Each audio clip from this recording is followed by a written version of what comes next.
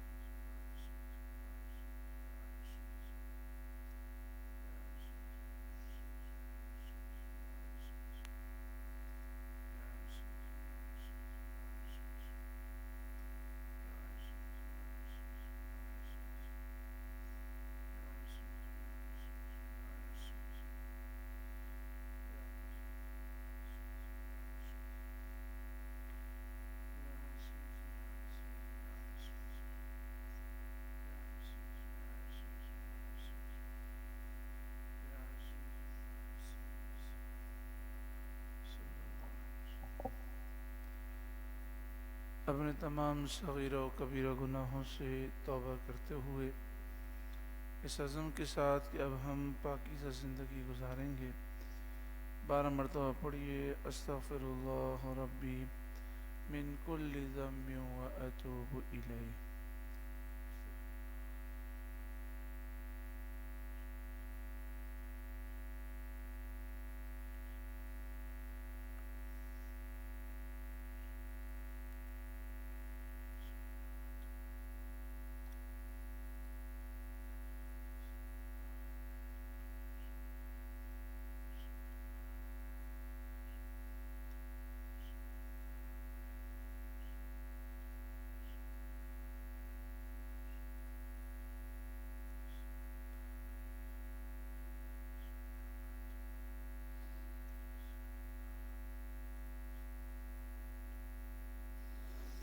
نحمده ونصلي ونسلم على رسوله الكريم، أما بعد فأعوذ بالله من الشيطان الرجيم، بسم الله الرحمن الرحيم، اهدنا الصراط المستقيم صراط الذين أنعمت عليهم غير المغضوب عليهم ولا الضالين،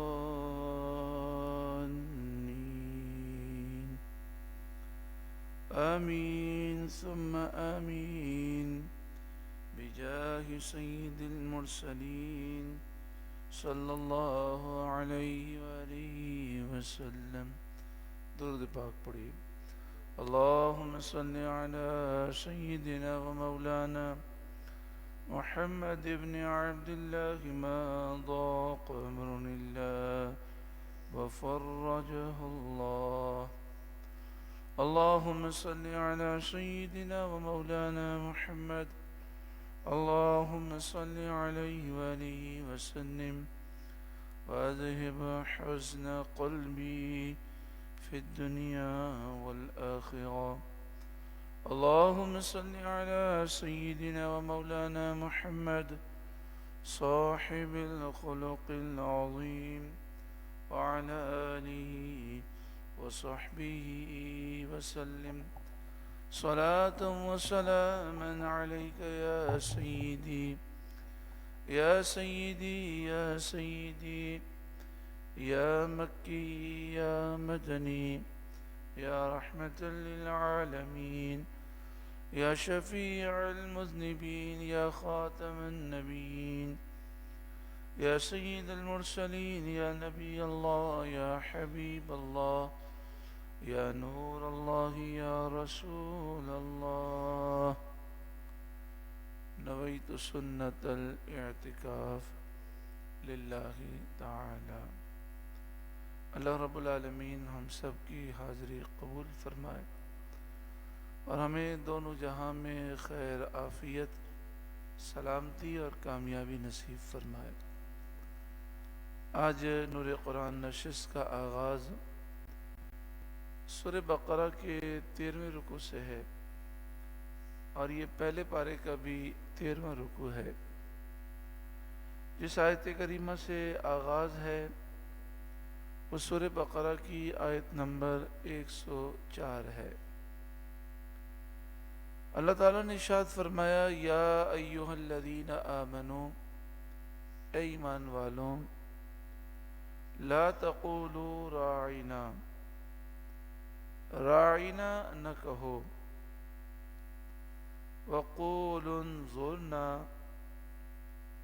اور یوں عرض کرو کہ حضور ہم پر نظر رکھیں، واسمعوا، اور پہلے ہی سے بغور سنو، وللکافرین عذاب علیم، اور کافروں کے لیے دردناک عذاب ہے۔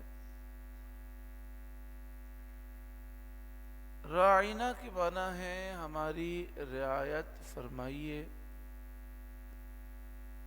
اور انظرنا کے معنی ہے ہم پر نظر کرم فرمائیے۔ جب حضور اقدس صلی اللہ علیہ وآلہ وسلم صحابہ کرام کو کچھ تعلیم اور تلقین فرماتے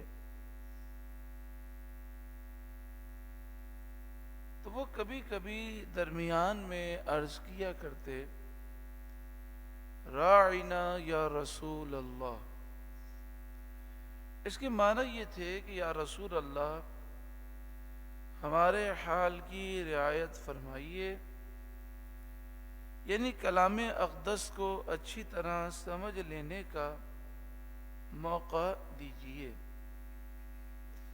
یعنی راعینا کے معنی یہ تھے کہ یا رسول اللہ اس بات کو ہمارے لیے دوبارہ دہرا دیجیے، ریپیٹ کر دیں، رعایت فرما دیں ہماری۔ تو جب صحابہ کرام کہتے راعینا یا رسول اللہ تو آپ صلی اللہ علیہ وسلم اس بات کو دوبارہ دہرا دیتے۔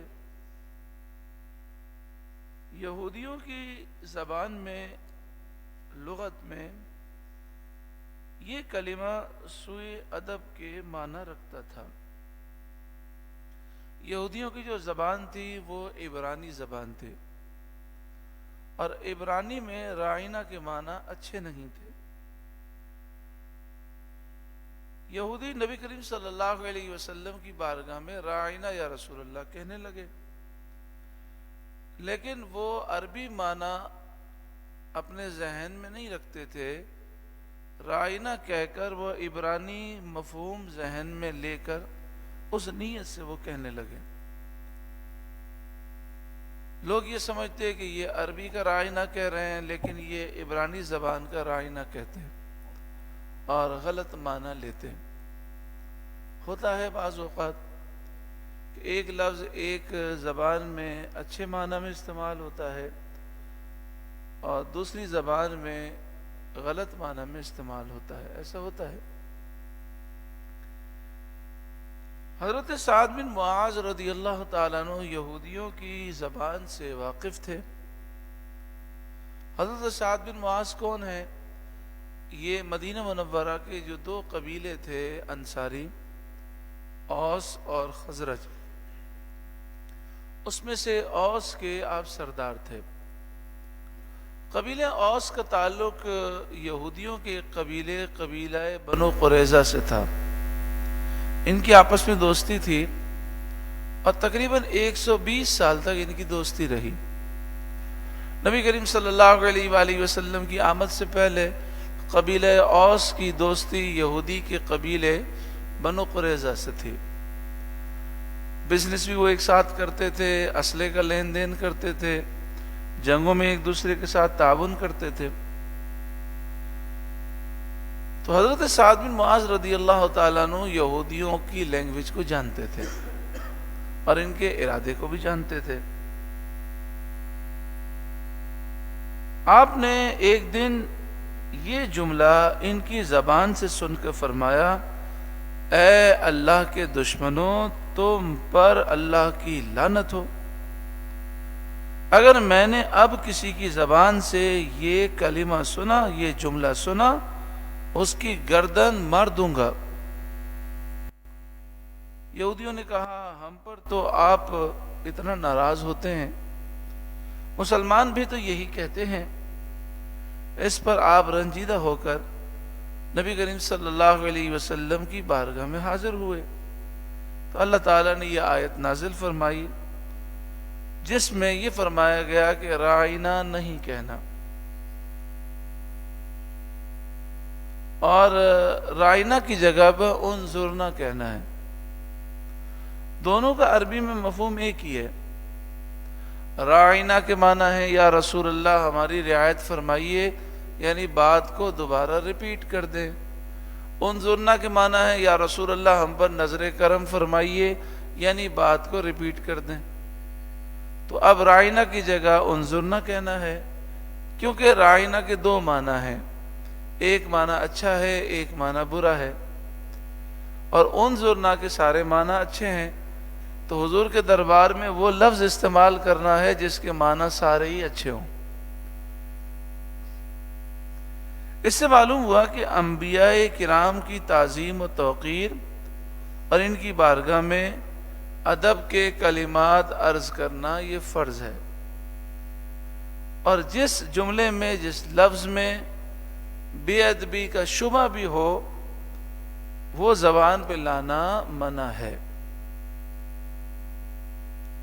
حضرت سعد بن معاذ رضی اللہ تعالیٰ عنہ کے بارے میں یوں بھی ہے کہ آپ قبیلہ بنو قریظہ کے یہاں پر گئے تو یہودی آپس میں گفتگو کر رہے تھے اور ہنس رہے تھے۔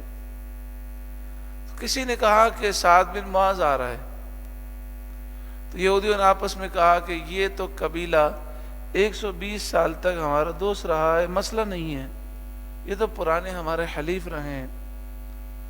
لیکن وہ یہ بھول گئے کہ پرانے حلیف ضرور تھے، لیکن جب حضور صلی اللہ علیہ وسلم مدینہ منورہ تشریف لے آئے تو اوس قبیلہ اور خزرج قبیلہ حضور پر فدا ہو گیا، اب ان کی رسول اللہ کے علاوہ کسی سے دوستی نہیں ہے۔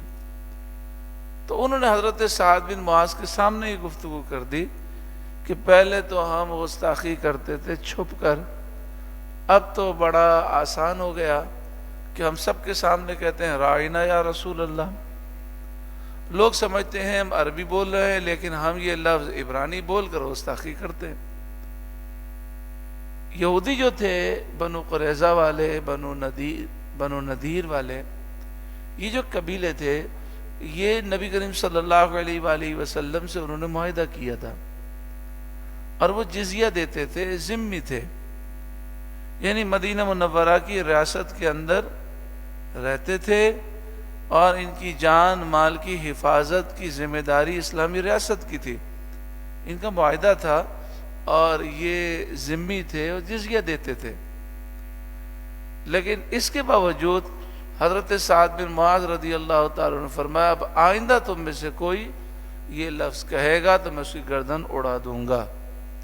اس سے پتہ چلا کہ اگر ہمارے ملک میں رہنے والا ذمی کافر بھی جو ہمیں جزیہ دیتا ہے اور ہم جان اور اس کے مال کے ہم محافظ بنے ہوئے ہیں، اگر وہ بھی رسول اللہ کی گستاخی کرے گا تو اس کی سزا موت ہے۔ اس سے معلوم ہوا نبی کریم صلی اللہ علیہ وآلہ وسلم حضرت سعد بن معاذ رضی اللہ تعالیٰ عنہ کے اس جذبے سے بہت خوش ہوئے، اور اللہ تعالیٰ نے آپ کو صلہ عطا فرمایا۔ دوسرا موقع یہ تھا کہ جب غزوہ بدر کے موقع پر نبی کریم صلی اللہ علیہ وآلہ وسلم صحابہ کرام کو لے کر جہاد کے لیے نکلے تو 40 افراد کا قافلہ تھا جس کو گرفتار کرنا تھا، کیونکہ جو کافر تھے مدینہ منورہ کی ریاست کے قیام کے بعد انہوں نے اپنا بزنس بڑھا دیا تھا، اور وہ اس بزنس کے ذریعے جنگ کی تیاری کر رہے تھے، اسلحہ خرید رہے تھے، تو اس تجارتی قافلے کو روکنا تھا تاکہ ان کا اسلحہ خریدنے کا پروگرام کینسل ہو، اور تعداد اس کی تھی 40 افراد تھے۔ 40 افراد کے مقابلے کے لیے صحابہ کرام نکلے 8 تلواریں لے کر، 6 لوہے کی جیکٹ زرہ پہن کر، 2 گھوڑے لے کر، 313 صحابہ کرام۔ لیکن وہ جو 40 افراد کا قافلہ تھا وہ ہاتھ میں نہیں آیا، وہ بچ گیا، اور اس قافلے نے مکہ مکرمہ خبر دے دی، تو مکے سے 1000 فوجیوں کا لشکر آ گیا۔ اب مقابلہ کس سے تھا؟ 40 سے نہیں، 1000 کافر فوجیوں سے۔ اور تلواریں کتنی تھیں؟ 8 تلواریں، 6 زرہ، 2 گھوڑے، 70 اونٹ، 313 صحابہ کرام۔ اور ذہنی طور پر جب مکے سے نکلے تھے تو ذہن میں تھا 40 افراد کے مقابلے کے لیے جا رہے ہیں۔ یہ انسانی فطرت ہے کہ جب آدمی ذہنی طور پر تیار نہ ہو تو مقابلہ مشکل ہوتا ہے۔ تو 40 کے مقابلے کے لیے نکلے اور سامنے لشکر آ رہا ہے 1000 کا۔ تو نبی کریم صلی اللہ علیہ وآلہ وسلم نے فرمایا کہ کوئی آئے یا نہ آئے میں تو جنگ پہ جاؤں گا، اگر کوئی بھی نہیں آئے گا میں تنہا 1000 کا مقابلہ کروں گا، اور مجھے اللہ تعالیٰ نے فتح کی خوشخبری دی ہے تو اس لیے میں تو جاؤں گا۔ مہاجرین سے پوچھا تو مہاجرین نے کھڑے ہو کر کہا کہ ہم بھی آپ کے ساتھ چلیں گے۔ اب انصار کی طرف حضور نے توجہ فرمائی۔ انصار کون تھے؟ اہل مدینہ۔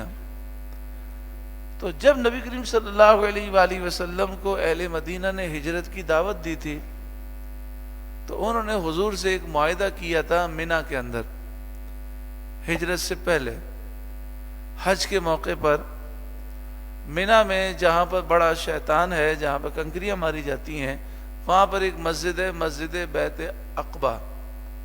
تو اس مقام پر اہل مدینہ نے نبی کریم صلی اللہ علیہ وسلم سے یہ معاہدہ کیا تھا کہ آپ ہمارے شہر میں آ جائیں، ہم آپ کی حفاظت کریں گے، اور مدینے میں کوئی بھی حملہ کرے گا ہم اپنی جان پیش کریں گے۔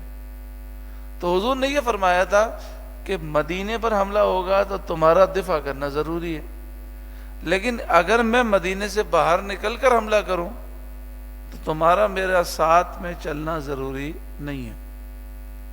تو اب جو اہل مدینہ تھے ان کے لیے بدر کے میدان میں 1000 کے لشکر سے مقابلہ کرنا ضروری نہیں تھا، لیکن جب حضور نے ان کی طرف دیکھا تو اہل مدینہ میں سے قبیلہ اوس کے سردار حضرت سعد بن معاذ کھڑے ہوئے اور عرض کیا رسول اللہ صلی اللہ علیہ وسلم، معاہدہ تو یہی ہے کہ اگر آپ مدینہ منورہ سے باہر جا کر حملہ کرتے ہیں تو ہمارا ساتھ جانا ضروری نہیں ہے، اور بدر کا میدان جو ہے مدینہ منورہ سے 150 کلومیٹر دور ہے۔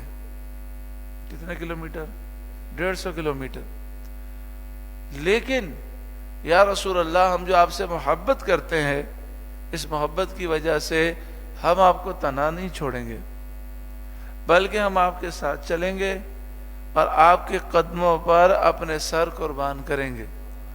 آپ ہمیں حکم دیں گے تو آگ میں کود جائیں گے، آپ حکم دیں گے تو سمندر میں چھلانگ لگا دیں گے، آپ حکم دے تو ان 8 تلواروں سے ہم دنیا کی جو سپر طاقتیں کہلاتی ہیں قیصر و کسریٰ ان پر حملہ کر دیں۔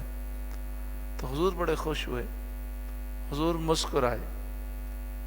تو پھر اللہ تعالیٰ نے حضرت سعد بن معاذ کو یہ صلہ دیا کہ حضرت سعد بن معاذ غزوہ خندق کے موقع پر، جس کو غزوہ خندق بھی کہتے ہیں اور غزوہ احزاب بھی کہتے ہیں، اس موقع پر آپ کو تیر لگا حضرت سعد بن معاذ کو، اور تیر بازو میں لگا۔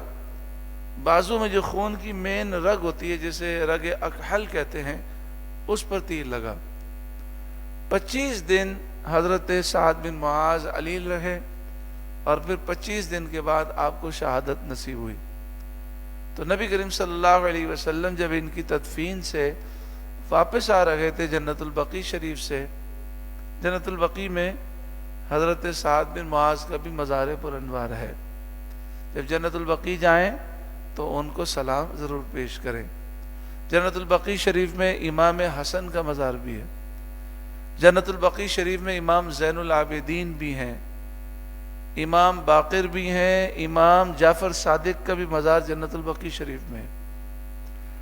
9 امہات المومنین، مومنوں کی 9 مائیں، ان کے مزارات جنت البقیع شریف میں، ام المومنین حضرت عائشہ، ام المومنین حضرت حفصہ، ام المومنین حضرت میمونہ. حضرت میمونہ کا مزار تو یہاں نہیں ہے، وہ تو مکہ شریف کے باہر ہے. ام المومنین حضرت ام سلمہ، حضرت حفصہ، حضرت صفیہ، اس طرح 9 ازواج مطہرات کے مزارات یہاں پر ہیں. ام المومنین حضرت خدیجہ کبریٰ کا مزار مکے میں جنت المعلی میں ہے، اور ام المومنین حضرت میمونہ رضی اللہ تعالی عنہا کا مزار مکے سے 20 کلومیٹر باہر نواریہ کے علاقے میں ہے. حضرت عثمان غنی کا مزار جنت البقیع شریف میں ہے، اور تقریباً 10,000 صحابہ کرام کے مزارات جنت البقیع شریف میں ہیں. اور یہ بھی کہا جاتا ہے کہ حضور کے والد حضرت سیدنا عبداللہ رضی اللہ تعالیٰ عنہ کا بھی مزار جنت البقیع شریف میں. حضور کی چاروں شہزادیوں کے مزارات بھی جنت البقیع میں ہیں. سیدہ کائنات خاتون جنت فاطمۃ الزہرا کا بھی مزار جنت البقیع شریف میں. حضور کے بیٹے حضرت ابراہیم رضی اللہ تعالیٰ عنہ کا بھی مزار جنت البقیع شریف میں. تو اللہ ہمیں مدینہ شریف کی حاضری نصیب فرمائے. تو اہتمام کے ساتھ جنت البقیع شریف کے قریب کھڑے ہو کر ان کا نام لے کر سلام پیش کریں اور ان کے وسیلے سے دعائیں کریں. جنت البقیع شریف میں ہمارے کئی بزرگ جو ہیں جانے سے منع فرماتے ہیں، کہتے ہیں باہر سے سلام پیش کریں، کیونکہ جب یہ بدعقیدہ لوگ 1925 میں انہوں نے انگریزوں کی مدد سے مدینہ منورہ پر قبضہ کیا، نجدیوں نے، تو انہوں نے مزارات کو شہید کر دیا، کئی مزارات کو، اور راستہ چلنے کا بنا دیا. اب ہمیں نہیں معلوم، ہم جنت البقیع شریف میں جاتے ہیں، ہمارا پاؤں جس جگہ سے گزر رہا ہے نہ جانے کس صحابی کا مزار ہو، تو اس لیے باہر سے سلام عرض کریں اور فاتحہ کریں اور دعائیں مانگیں.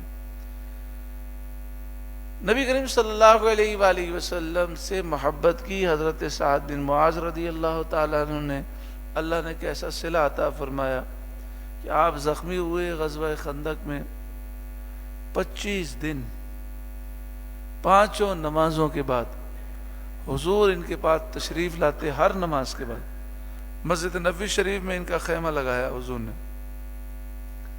اور دن میں 5 مرتبہ ان کے خیمے میں حضور تشریف لاتے اور فرماتے اے سعد کیا حال ہے، کیسی طبیعت ہے، کیونکہ انہوں نے حضور کو خوش کیا. نبی کریم صلی اللہ علیہ وآلہ وسلم کی بارگاہ میں جبریل امین حاضر خدمت ہوئے، عرض کیا رسول اللہ صلی اللہ علیہ وسلم کیا کسی صحابی کا انتقال ہو گیا؟ حضور نے فرمایا نہیں. سعد بن معاذ کافی علیل ہیں. تو عرض کیا رسول اللہ اوپر دیکھیں. حضور نے اوپر دیکھا تو آسمان و زمین کی درمیانی فضا 70,000 فرشتوں سے بھری ہوئی تھی. جبریل نے عرض کی یہ فرشتے حضرت سعد بن معاذ کی روح لینے کے لیے آئے ہیں. نبی کریم صلی اللہ علیہ وآلہ وسلم باہر تشریف لائے، دیکھا تو حضرت سعد بن معاذ کا خیمہ خالی تھا. آپ نے پوچھا تو عرض کی کہ ان کی جو رگ پر تیر لگا تھا زخم بند ہو گیا تھا، لیکن دوبارہ کھل گیا اور خون جو ہے فوارے کی طرح بہہ رہا تھا، تو لوگ انہیں اٹھا کر ان کے قبیلے لے گئے. تو آپ صلی اللہ علیہ وسلم تیز تیز چلے قبیلے کی طرف. حضور جب تیز چلنا چاہتے، تیز چلنے کا ارادہ کرتے، تو حضور چلتے تو درمیانی چال، لیکن زمین آپ کے لیے سمیٹ دی جاتی تو پھر حضور کی رفتار تیز ہوتی. صحابہ کہتے ہیں ہم دوڑ کر بھی حضور کا مقابلہ نہیں کر پا رہے تھے، اتنا تیز حضور چلے، یعنی زمین آپ کے لیے اتنی سمیٹ دی گئی.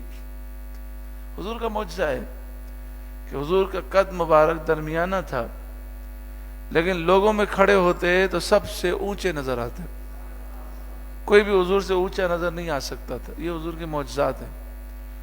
تو آپ صلی اللہ علیہ وسلم سے صحابہ کرام نے پوچھا بعد میں کہ اب اتنا تیز چلے کہ ہماری چادریں گر گئیں، جوتوں کے تسمے ٹوٹ گئے.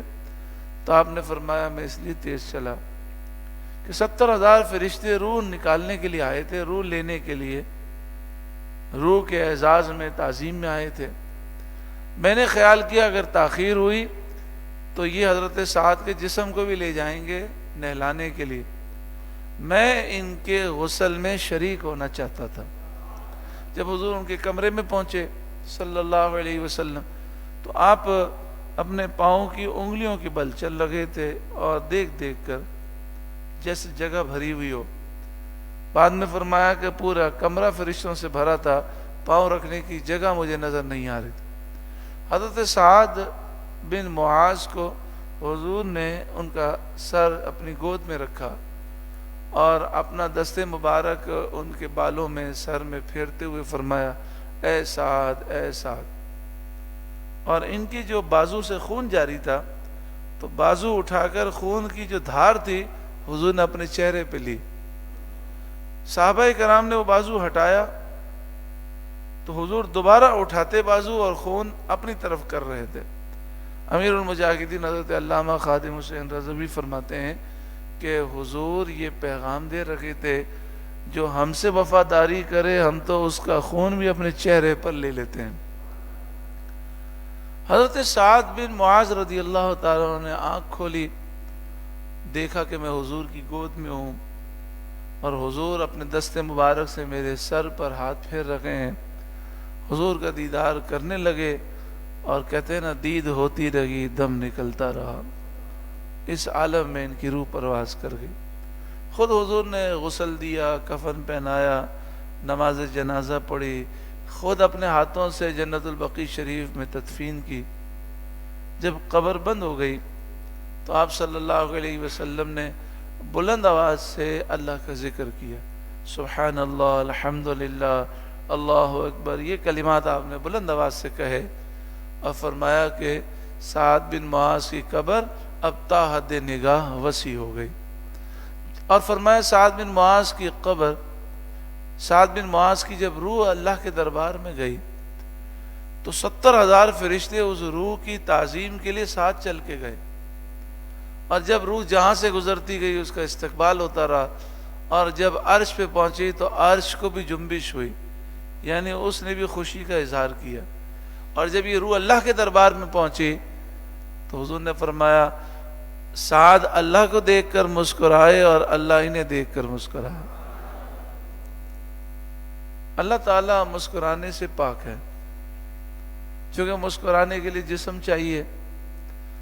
جب ہم مسکراتے ہیں تو چہرے پر خوشی کے آثار آتے ہیں، ہمارے دانت نظر آتے ہیں۔ اللہ جسم سے پاک ہے۔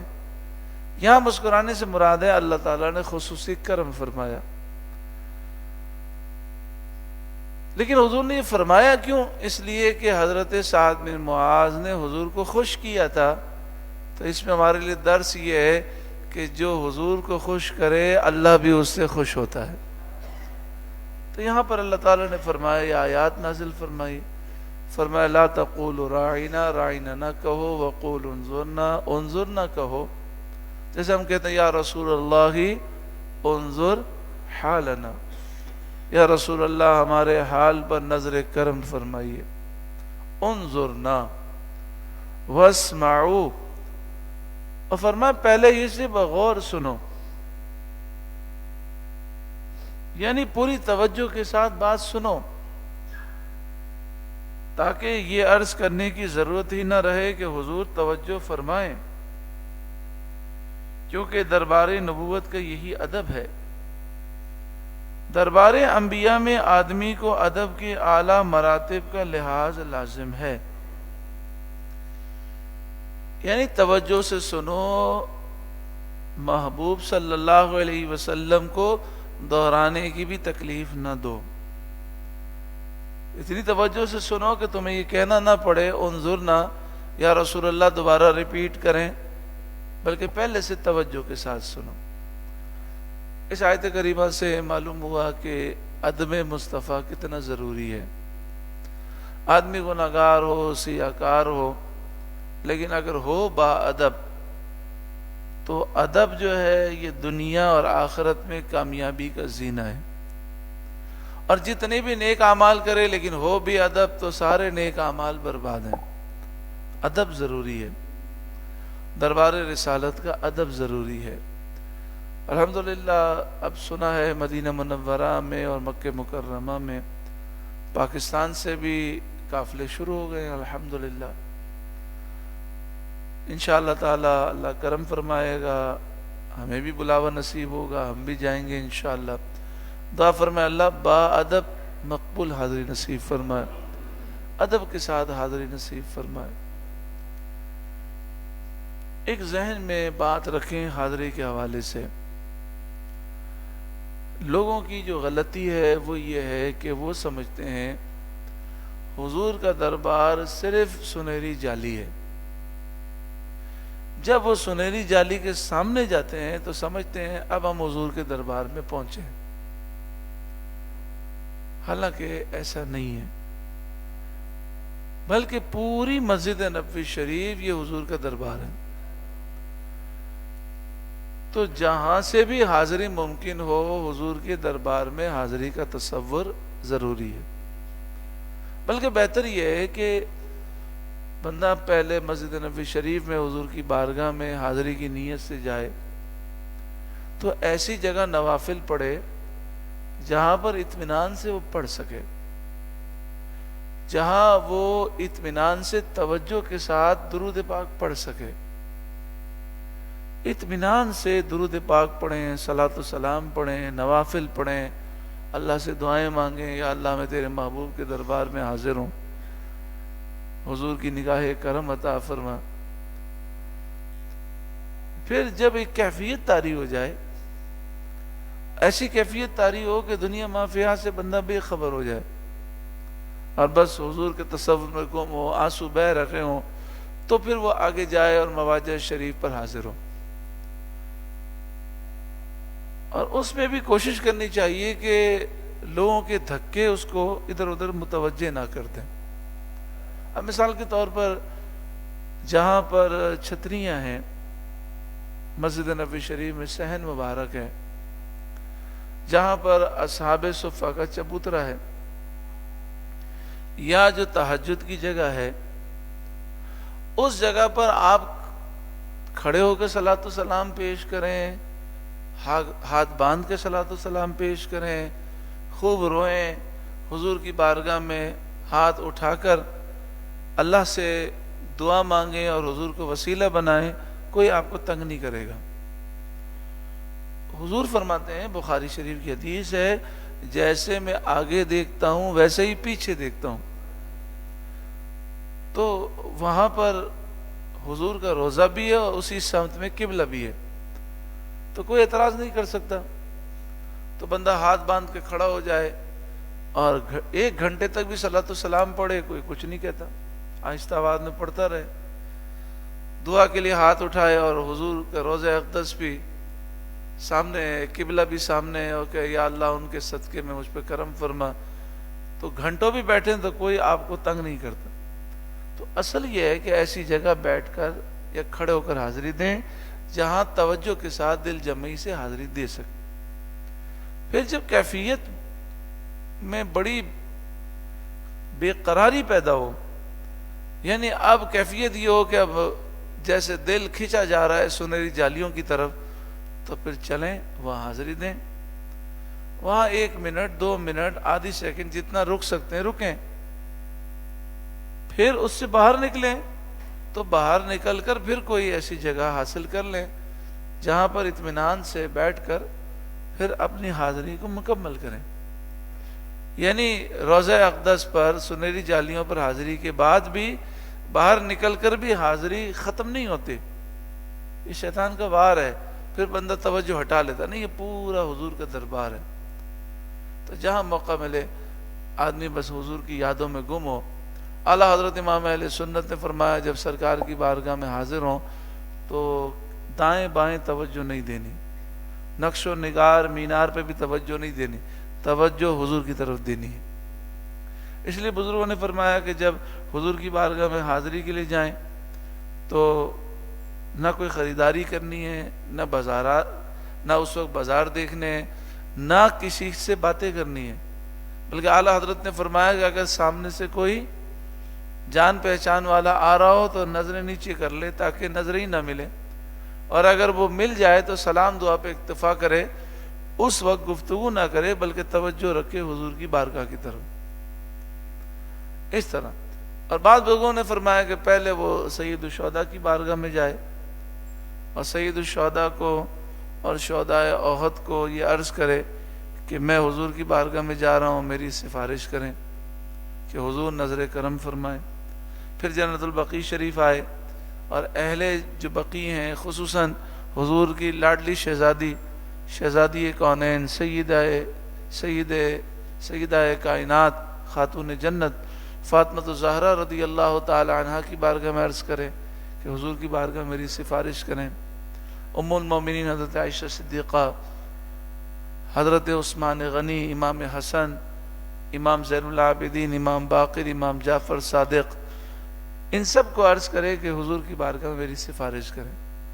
پھر مسجد نبوی شریف میں جائے، نوافل پڑھے، خوب درود پاک پڑھے، پھر جہاں مناسب ہو وہاں سے حاضری دے، اور پھر جب کیفیت طاری ہو تو جالی مبارک کی طرف جائے، حضور کی بارگاہ میں سلام عرض کرے. حضرت صدیق اکبر، حضرت عمر رضی اللہ تعالی، جب وہ سلام پیش کر کے باہر آئے تو حاضری کو ڈسکنیکٹ نہ کرے، یعنی ختم نہ کرے، بلکہ وہیں باہر صحن میں تھوڑے فاصلے پہ چلا جائے، ایسی جگہ کھڑا ہو جائے یا بیٹھ جائے کہ کوئی تنگ کرنے والا نہ ہو، خوب آنسو بہائے. جو حضور تو اللہ کی عطا سے بہت کچھ جانتے ہیں، لیکن جیسے ایک بچہ اپنی ماں کو دکھڑے سناتا ہے، دکھڑے سنائے، دل میں حضور کی بارگاہ میں عرض کرے، اور پھر اس بات کا یقین رکھے کہ جو میں اپنا دکھ سنا رہا ہوں حضور کے نظر کرم سے میرا دکھ دور ہو رہا ہے. یہ ساری کیفیات ہوں. اللہ سے دعا مانگیں اللہ تعالی ہم سب کو ایسی مقبول حاضری، رقت والی حاضری، قبول حاضری اللہ تعالی ہم سب کو نصیب فرمائے. وَلِلْكَافِرِينَ عَذَابٌ أَلِيمٌ، اور کافروں کے لیے دردناک عذاب ہے. جو نبی کریم صلی اللہ علیہ وسلم کی گستاخی کرے گا وہ کافر ہو جائے گا. ما يود الذين كفروا من اهل الكتاب ولا المشركين ان ينزل عليكم من خير من ربكم. اہل کتاب میں سے جو کافر ہیں اور جو مشرکین ہیں وہ نہیں چاہتے کہ اے مسلمانوں تم پر تمہارے رب کی طرف سے کوئی خیر نازل ہو. وہ تمہیں تباہ کرنا چاہتے ہیں، ہر خیر سے تمہیں محروم کرنا چاہتے ہیں. اس لیے آج بھی مشرکین، کفار، یہود و نصارہ، ہندو، دشمنان اسلام جتنے بھی ہیں، مسلمانوں کو قرآن پاک سے دور کرنا چاہتے ہیں، دین سے دور کرنا چاہتے ہیں، بے حیائی، فحاشی اور ریانی میں مبتلا کرنا چاہتے ہیں. وہ چاہتے ہیں شادی مشکل ہو جائے، زنا آسان ہو جائے. تو ہم ان کے ساتھ گویا کہ معاون بن رہے ہیں. دن بدن شادی مشکل سے مشکل ہوتی جا رہی ہے. رسومات اتنی بڑھ گئی کہ ختم ہونے کا نام ہی نہیں لیتی. لاکھوں روپے اور بعض جگہوں پر کروڑوں روپے شادی پر پانی کی طرح بہائے جاتے ہیں. تو اس کا نتیجہ کیا ہوا کہ شادی مشکل ہو گئی اور زنا سستے سے سستا ہوتا جا رہا ہے، گناہ حرام کام سستے سے سستا.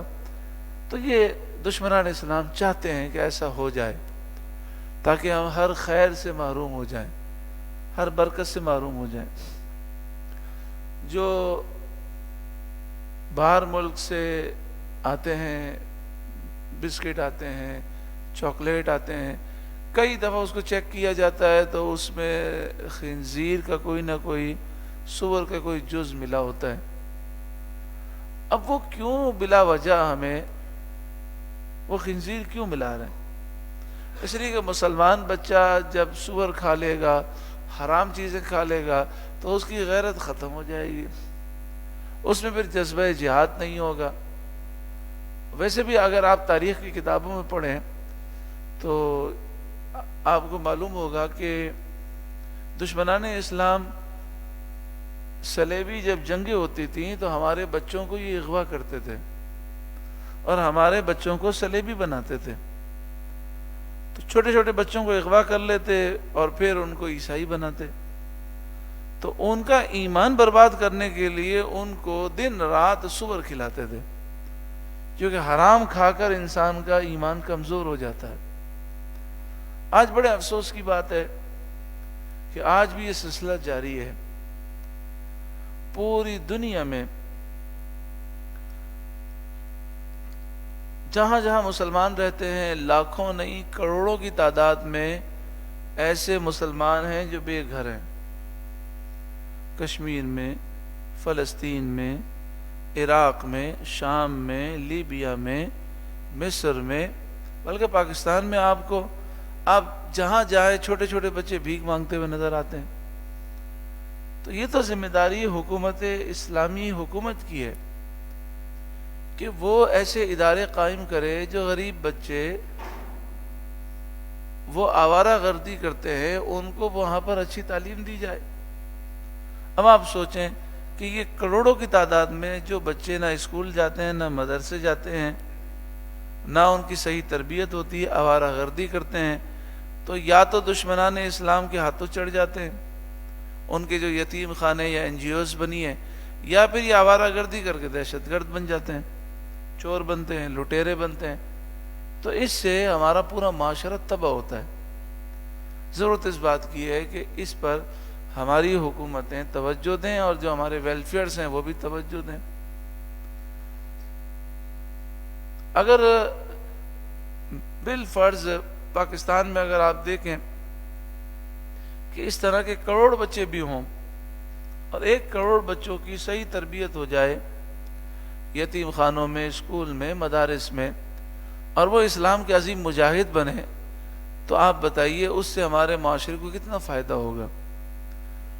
دوسری بات یہ کہ ہمارے یہاں پر جو بچے یتیم نہیں ہیں، اپنے گھروں میں رہتے ہیں، اسکول کی تعلیم اتنی مہنگی ہو گئی اور غربت اتنی زیادہ ہو گئی کہ چھوٹے چھوٹے بچوں کو کام پہ لگا دیا گیا۔ اب وہ بچے بھی تعلیم سے دور ہیں۔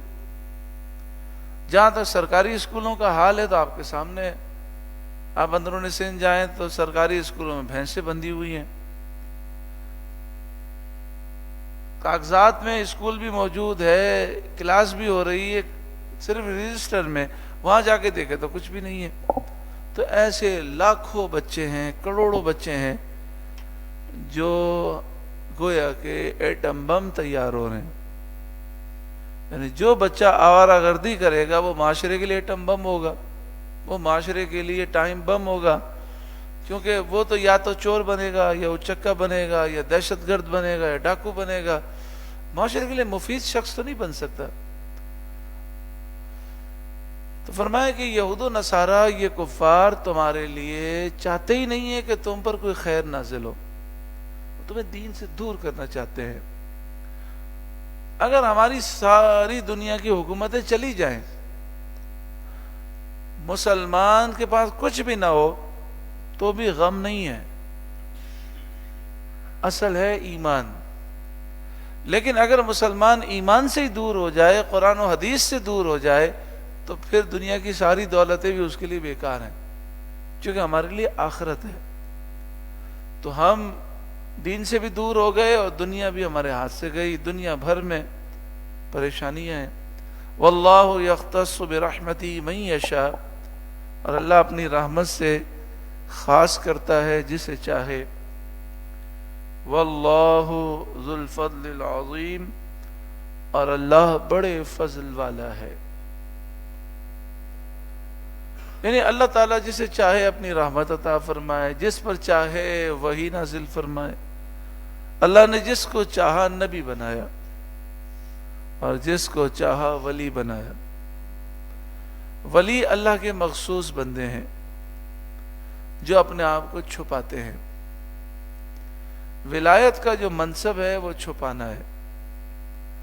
یعنی اگر ہم بھی اپنے نیک اعمال کو چھپانا سیکھ جائیں اور مقصد یہ ہو کہ بس میرا رب راضی ہو جائے، تو ایسے شخص پر بڑا کرم ہوتا ہے اور قرب الہی کی منزل مل جاتی ہے۔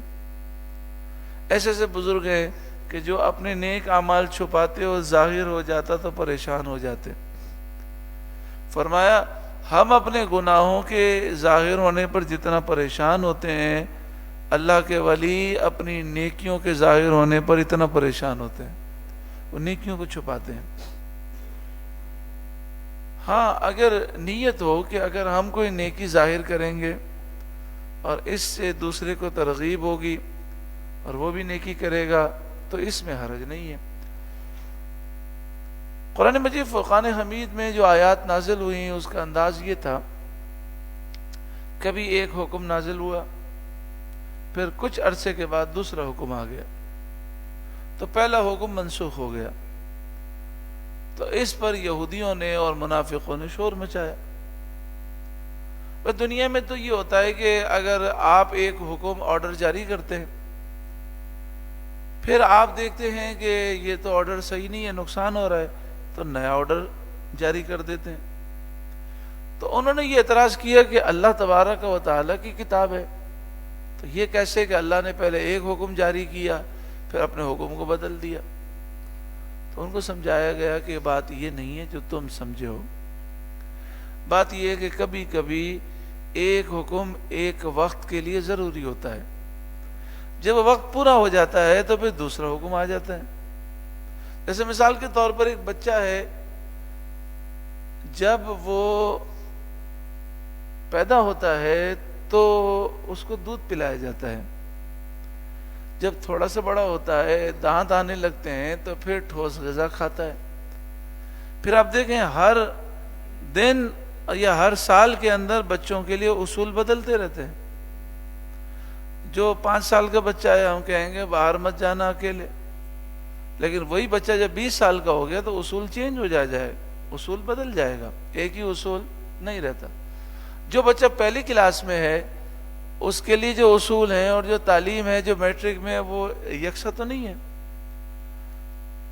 تو معاملہ یہ ہے کہ اللہ تبارک و تعالی جانتا ہے کہ اتنے عرصے کے لیے ان کے لیے یہ مفید ہے، تو اللہ نے یہ حکم نازل کیا، اور پھر جب یہ حکم نازل ہو گیا اس کا وقت پورا ہو گیا تو دوسرا حکم اللہ نے نازل کیا۔ اللہ پہلے سے جانتا ہے کہ یہ حکم کی مدت اتنی ہے، تو یہ ہے آیات کا منسوخ ہونا یا حکم کا منسوخ ہو جانا۔ مثلا جب اسلام کی دعوت دی رسول اللہ صلی اللہ علیہ وسلم نے، تو اس زمانے میں بہت سی برائیاں تھیں، ان میں ایک برائی یہ تھی کہ وہ اگر کسی عورت کا شوہر مر جائے، وہ بیوہ ہو جائے، تو وہ بیوہ کو زندہ رکھنا پسند نہیں کرتے تھے، اور بیوہ کے حقوق کے لیے وہ تیار نہیں تھے۔ تو وہ کیا کرتے تھے کہ بیوہ کو ایک کمرے میں پیک کر دیتے تھے، اور کبھی کبھی دن میں، ایک دن میں، 2 دن میں تھوڑا سا کھانا دے دیتے تھے۔ اب اس عورت کو اس کمرے سے باہر نکلنے کی اجازت نہیں ہوتی تھی، تا حیات ساری زندگی وہ کمرے میں قید ہوتی، وہیں وہ ہر معاملہ کرتی، یعنی سونا ہے، کھانا ہے، پینا ہے، یا واش روم کرنا ہے تو بھی وہی جگہ۔ تو پھر مسلسل گندگی میں رہنے سے، اور ایسے کپڑے بھی تبدیل کرنے کی اجازت نہیں، نہانے کی اجازت بھی نہیں، تو جسم میں کیڑے پڑ جاتے ہیں، سڑ جاتا ہے جسم، پھر وہ کیڑے پڑنے کے بعد سڑ کر وہ مر جاتے۔ یہ ذہن تھا زمانے جاہلیت کا کہ اگر کسی عورت کے شوہر کا انتقال ہو گیا تو اس کی عدت ساری زندگی ہے۔ اور ہندوؤں میں جیسے کہ آپ جانتے ہیں ان کی سوچ کیا ہے کہ اگر جو عورت بیوہ ہو گئی تو وہ جو مرنے والا ہے اس کو بھی جلاتے ہیں، اور ان کا بنیادی جو عقیدہ ہے وہ یہ ہے کہ بیوہ کو بھی مرنے والے کے ساتھ ہی جلا دیا جائے، اور اس کو یہ بہت بڑا کارنامہ سمجھتے ہیں۔ تو جب اسلام کی دعوت دی نبی کریم صلی اللہ علیہ وسلم نے، تو لوگوں کا مزاج یہ تھا کہ بیوہ عورت کو عدت گزارنی ہے ساری زندگی، تو پہلے یہ حکم دیا گیا کہ عدت ہوگی 1 سال۔ پہلے کیا حکم آیا؟ عدت ہوگی 1 سال۔ اس 1 سال میں اس کو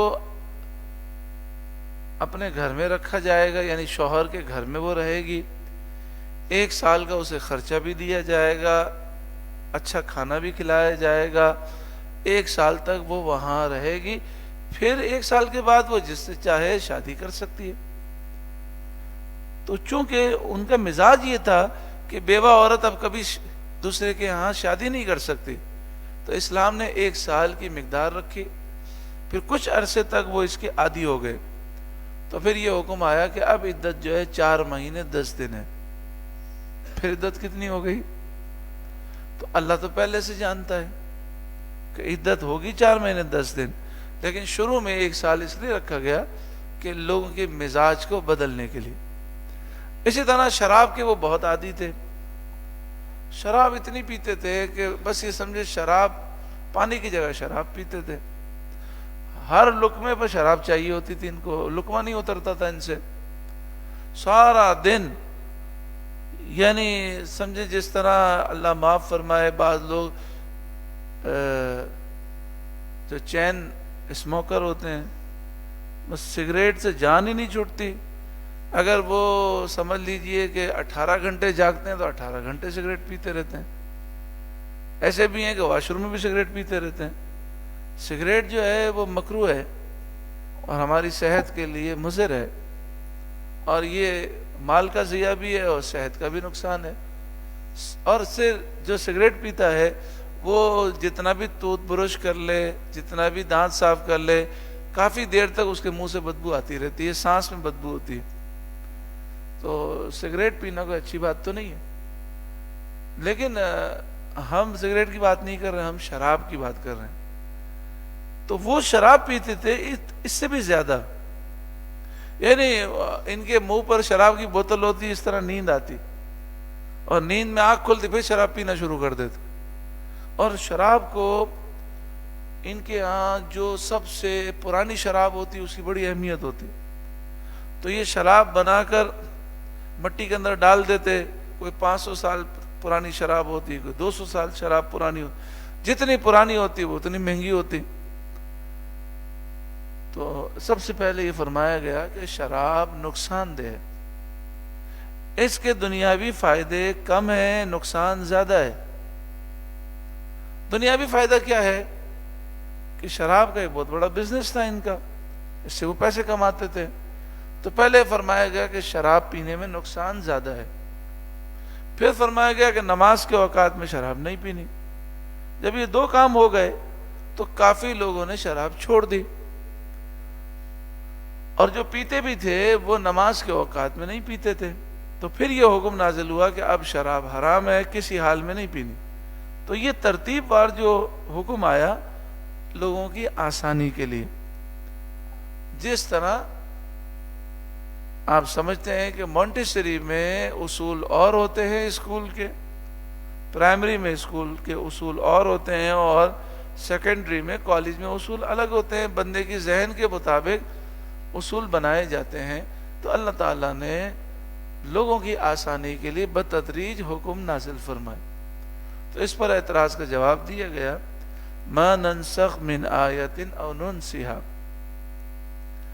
جب کوئی آیت ہم منسوخ فرماتے ہیں یا اسے بھلا دیتے ہیں، نأتی بخیر منہا او مثلہا، تو اس سے بہتر لے آتے ہیں یا اس کے مثل لے آتے ہیں، اس سے بہتر لے آتے ہیں یا اس کے مثل۔ تو کبھی کبھی یہ ہوتا ہے کہ ایک حکم نازل ہوا پھر دوسرا حکم اس سے بہتر ہوتا ہے، اور کبھی ایسا ہوتا ہے جو پہلا حکم آیا دوسرا اسی کے مثل ہوتا ہے، یعنی پہلے آیا بیت المقدس کی طرف منہ کر کے نماز پڑھنا، پھر آیا خانہ کعبہ کی طرف منہ کر کے نماز پڑھنا۔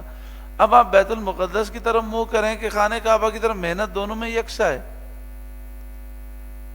مگر پہلے بیت المقدس کی طرف منہ کر کے نماز پڑھنے کا حکم تھا، 17 مہینے اور 3 دن تک مسلمانوں نے بیت المقدس کی طرف منہ کر کے نماز ادا کی، پھر ہمیشہ کے لیے خانہ کعبہ قبلہ بن گیا۔ الم تعلم ان اللہ علی کل شیء قدیر، کیا تو نے نہ جانا کہ بے شک اللہ ہر چاہت پر قادر ہے، وہ قادر ہے جو چاہے حکم عطا فرمائے۔ الم تعلم ان اللہ لہ ملک السماوات والارض، کیا تو نے نہ جانا کہ بے شک اللہ تعالیٰ ہی مالک ہے، آسمان و زمین کی بادشاہت اللہ ہی کے لیے ہے۔ وَمَا لَكُم مِّن دُونِ اللَّهِ مِن وَلِيٍّ وَلَا نَصِيرٍ، اللہ کے مقابلے میں تمہارا نہ کوئی دوست ہے اور نہ ہی کوئی مددگار۔ اللہ کے مقابلے میں تو کوئی مددگار نہیں ہے۔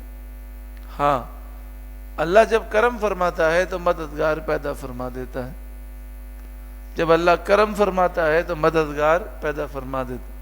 مسلمانوں کے مددگار دنیا میں، قبر و آخرت میں بہت ہیں، کیونکہ مسلمانوں پر اللہ کا کرم ہے۔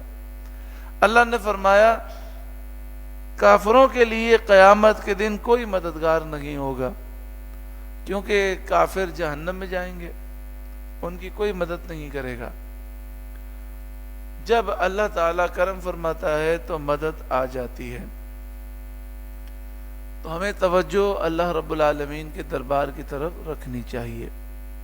جب رب العالمین کرم فرمائے گا سارے مسئلے حل ہو جائیں گے، اور جب رب چاہے گا کرم ہو جائے گا۔ کون دیتا ہے؟ دینے کو منہ چاہیے، دینے والا سچا ہمارا نبی۔ تو سب سے بڑا جو وسیلہ ہے وہ حضور کی ذات ہے۔ تو حضور کی بارگاہ میں توجہ کی جائے، اللہ کی بارگاہ میں توجہ کی جائے، اور اگر دنیا سے بھی کوئی مدد ملتی ہے تو اللہ کے اذن کے بغیر کوئی کچھ کر سکتا ہے؟ بتائیے۔ ہماری توجہ ہمارے دوستوں کی طرف ہے، رشتہ داروں کی طرف ہے، بزنس کی طرف ہے۔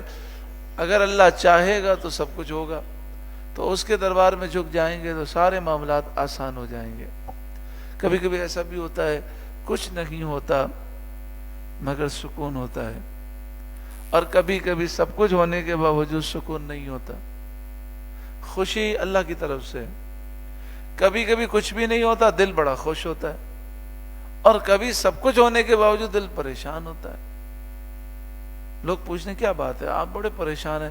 کہتے پتہ نہیں کیا مسئلہ ہے، بس طبیعت میں مزہ نہیں ہے، حالانکہ کاروبار بھی اچھا جا رہا ہے، سب کچھ ہے۔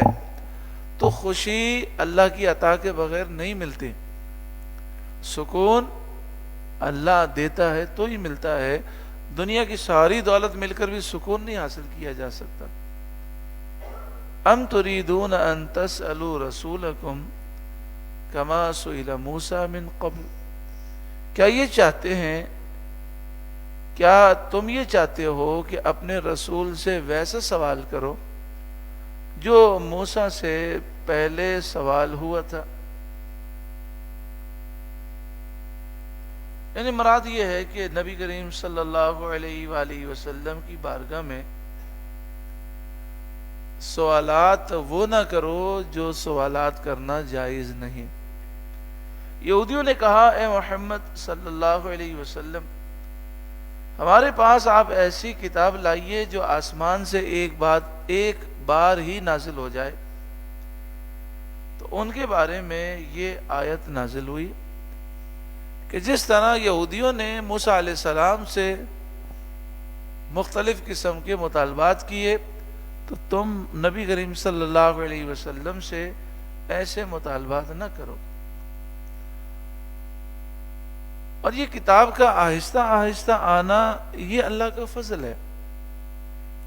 بچے کو آپ اسکول بھیجیں اور اسے کہیں کہ مونٹیسری سے لے کر میٹرک تک جتنا بھی ہے نا یہ پورا کورس ہے آپ کا، ایک ہی دن میں یاد کر کے دکھا دو، تو بچہ تو پاگل ہو جائے گا، کتنا مشکل ہے۔ یا چلیں آپ جو ہے ان کو یہ نہیں کہتے ایک دن میں یاد کریں، پورا کورس ایک ساتھ دے دیتے ہیں، تو بڑا مشکل ہے۔ اللہ تعالیٰ نے کتنی آسانی فرمائی کہ قرآن نازل ہوا تقریباً 23 سال کے عرصے میں۔ یہ کورس صحابہ کرام کو کرایا گیا کتنے سال میں؟ 23 سال میں۔ کبھی 2 آیتیں نازل ہوتی ہیں، حضور اس کی تفسیر فرماتے، پھر 1-2 دن کے بعد 3 آیتیں نازل ہوتی، تو صحابہ کرام 2 آیتیں 3 آیتیں پکی کرتے رہتے، اس کی دعوت دیتے رہتے۔ تو اس طرح جب قرآن پاک مکمل ہوا تو صحابہ کرام قرآن پاک کے حافظ بھی تھے، عالم بھی تھے، اور پریکٹس کر کر کے پورے قرآن پر عمل کرنے والے بھی تھے۔ پھر انہیں دیکھ کر تابعین نے عمل کیا، تابعین نے عمل کیا. تو یہ آہستہ آہستہ نازل ہونا یہ بہت ہمارے لیے آسانی بھی تھی اور مفید بھی تھا. ارشاد فرمایا وَمَن يَتَبَدَّلِ الْكُفْرَ بِالْإِيمَانِ، جو ایمان کے بدلے کفر لے، فَقَدْ ضَلَّ سَوَاءَ السَّبِيلِ، وہ سیدھے راستے سے بھٹک گیا.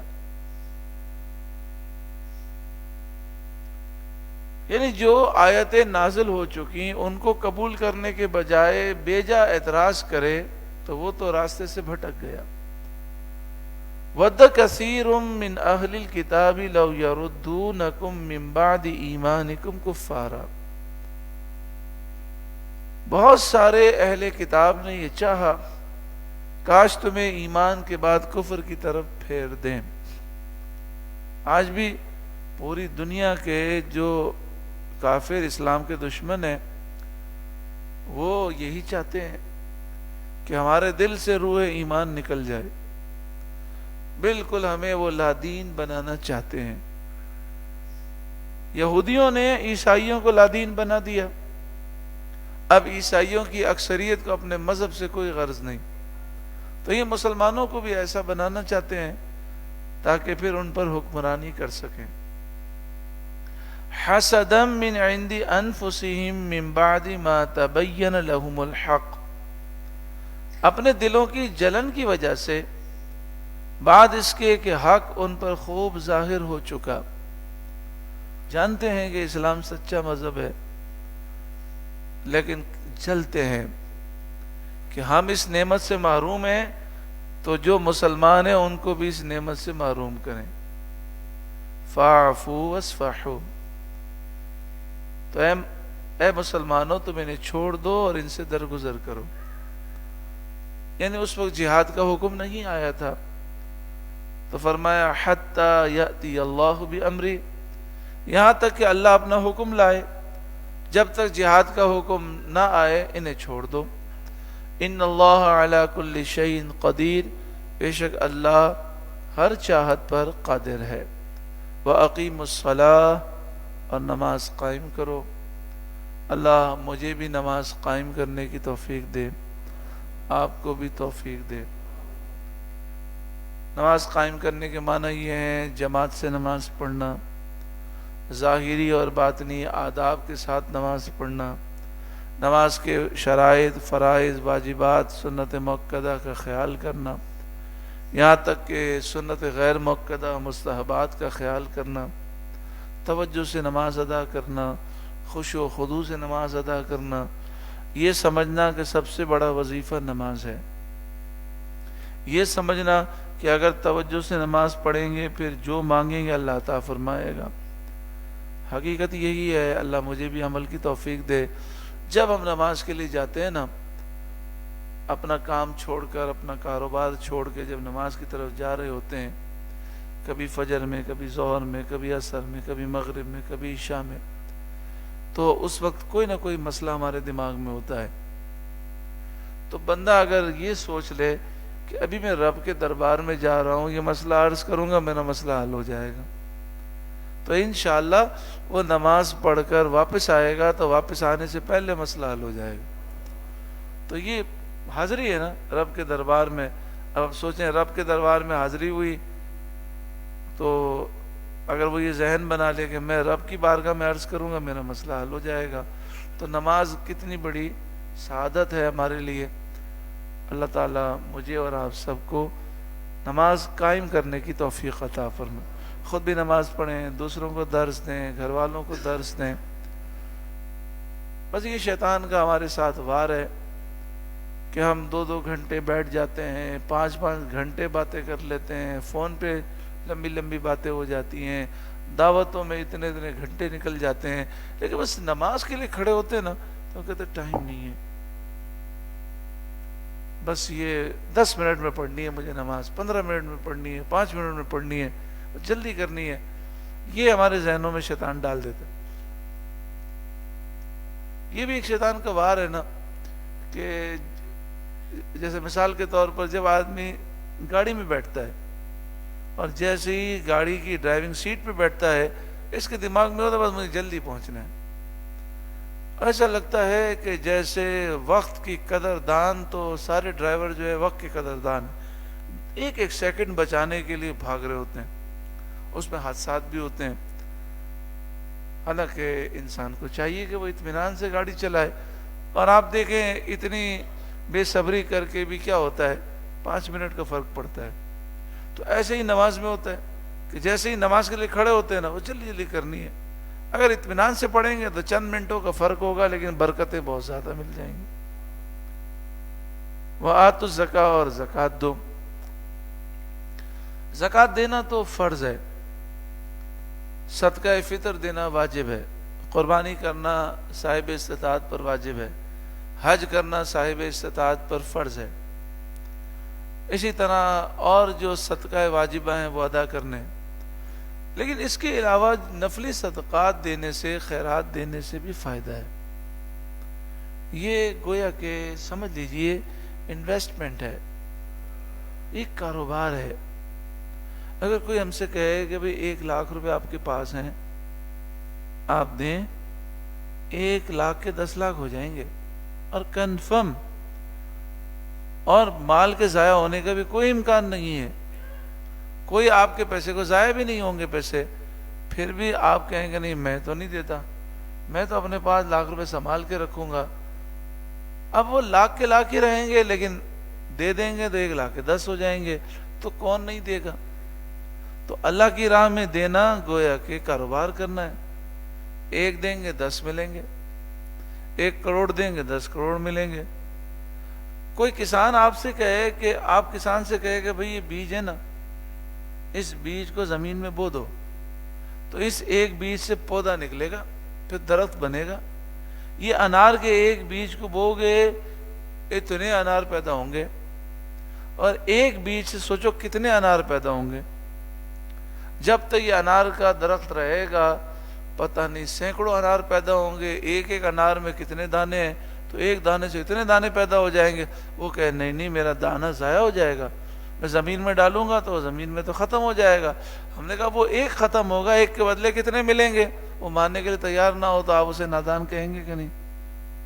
تو ایسے ہی ہمارا حال ہے، ہم کہتے ہیں یہ پیسے میں خرچ کروں گا ختم ہو جائیں گے۔ اور اللہ کے بندے، ایک دانہ زمین میں جا کر بظاہر فنا ہوتا ہے، ایک کے بدلے وہ سینکڑوں دیتا ہے۔ تو اللہ تعالیٰ ایک کے بدلے کم از کم 10 عطا فرماتا ہے۔ قرآن پاک میں 700 کا ذکر ہے، اور آگے فرمایا واللہ یضاعف لمن یشاء، اللہ جس کے لیے چاہے کئی گنا زیادہ عطا فرمائے۔ ایک شخص نے یہ بات بتائی، کہا کہ میں جا رہا تھا تو ایک جگہ میں نے گاڑی روکی اور کینو وغیرہ لیے، تو کہنے لگے کہ وہ ایک بچی جو ہے بھیک مانگنے کے لیے آ گئی۔ تو انہوں نے کہا میری عادت ہے کہ میں بھیک مانگنے والوں کو بھیک نہیں دیتا، کیونکہ یہ باقاعدہ پیشہ ہے، اور خاص طور پر بچوں کو تو بھیک نہیں دینی چاہیے، ان کو سمجھانا چاہیے کہ بیٹا آپ کو کس نے بھیک مانگنے پہ لگایا، کیونکہ پھر وہ ساری زندگی بھیک مانگتے رہیں گے۔ تو کہا کہ میں بچوں کو بھیک تو نہیں دیتا، لیکن کوئی ٹافی ہو کوئی چیز ہو تو میں دے دیتا ہوں۔ تو کہتے ہیں میں نے ایک کینو جو ہے اس بچی کو دے دیا، تو بچی جو ہے وہ کینو لے کر اچھلنے لگی، اتنی خوش ہوئی۔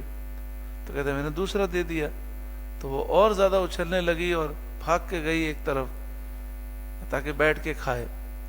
اب یہ جو بیچارے بچے بھیک مانگتے ہیں، یہ اصل میں ایک مافیا ہوتی ہے، وہ بچوں سے پیسے لے لیتے ہیں، آپ کو پتہ ہی ہے، اور پوری ان کی نگرانی ہو رہی ہوتی ہے۔ یہ لاکھوں کروڑوں اربوں خربوں کا بزنس ہے، اور ایک بڑی خطرناک مافیا ہے، اور یہ اسی مافیا نے ہمیں پوری دنیا میں بدنام کیا ہے۔ یہ بھیک مانگنے والی مافیا سعودی عرب میں بھی ہے اور دوسرے ملکوں میں بھی ہے۔ ابھی حال مجھے بتا رہے تھے ہمارے ایک دوست کہ عراق نے پاکستانیوں کو ویزا دینا بند کر دیا، تقریباً 4-5 دن ہوئے۔ انہوں نے کہا پاکستان کو ویزا نہیں دیں گے عراق کا۔ کیوں؟ اس لیے کہ 450 پاکستانی بغداد معلیٰ میں کاظمیہ کا جو علاقہ امام موسیٰ کاظم رضی اللہ تعالیٰ کا مزار ہے، وہاں پر بھیک مانگتے ہوئے پکڑے گئے، اور وہ 450 پکڑے گئے، اور کتنے غائب ہیں جو ابھی تک پاکستان آئے نہیں ہیں، وہ جا کر اسی مافیا کے ساتھ وہ بھیک مانگ رہے ہیں مزارات پر۔ تو وہ اس کی تلاش میں ہیں، تو انہوں نے پاکستان کے ویزے بند کر دیے۔ اب دیکھیں یہ مافیا ہمیں بدنام بھی کرا رہی ہے، پوری دنیا میں پاکستانی بدنام ہوتے ہیں، مسجد حرام شریف میں بھیک مانگ رہے ہوتے ہیں، مسجد نبی شریف میں بھیک مانگ رہے ہوتے ہیں۔ اور ایک ہوتا ہے ضرورت کے طور پہ سوال، وہ ضرورت نہیں، وہ عادت ہوتی ہے یا مافیا ہوتی ہے۔ تو وہ کہتے ہیں کہ جب میں نے اس چھوٹی بچی کو میں نے مالٹا دے دیا یا کینو دے دیا، وہ خوش ہوئی، خیر میں تو چلا گیا۔ کہتے ہیں مجھے پورا دن اتنا سکون ملا جو سکون پہلے نہیں ملا تھا۔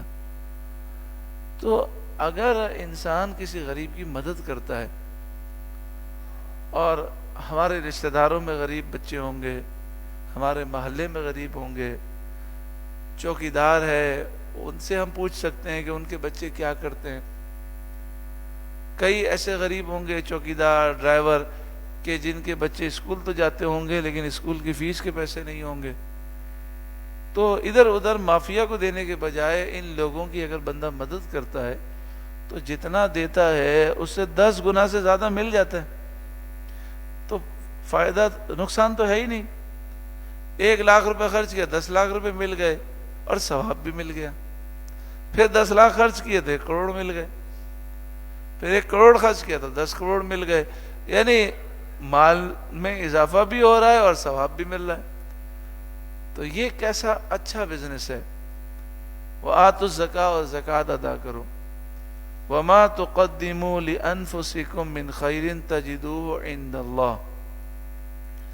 اچھا، اسی طرح یہ بھی ایک بات یاد رکھیں کہ اگر ماں باپ کو ضرورت ہے تو ماں باپ کی خدمت کرنا یہ بھی باعث ثواب ہے، اور جو ماں باپ کو دے گا اس کو بھی 1 کے بدلے 10 نہیں بلکہ اس سے زیادہ ملیں گے۔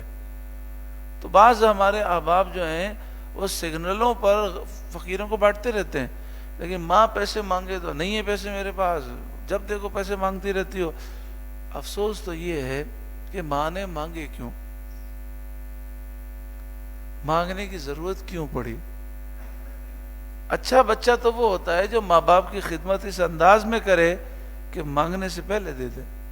دیکھیں ہم بھی بوڑھے ہوں گے، جب آدمی بوڑھا ہو جائے اور کمانے کے قابل نہ ہو تو اپنے بچے سے پیسہ مانگنا کتنا مشکل کام ہے، آپ سوچے تو صحیح۔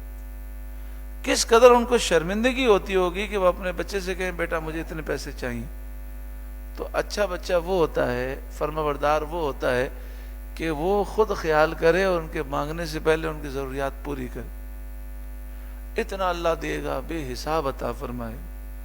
آج جتنے جوان بیٹھے ہیں اگر وہ ماں باپ کی خدمت کرنا شروع کر دیں پھر دیکھیں کیسا اللہ نوازتا ہے۔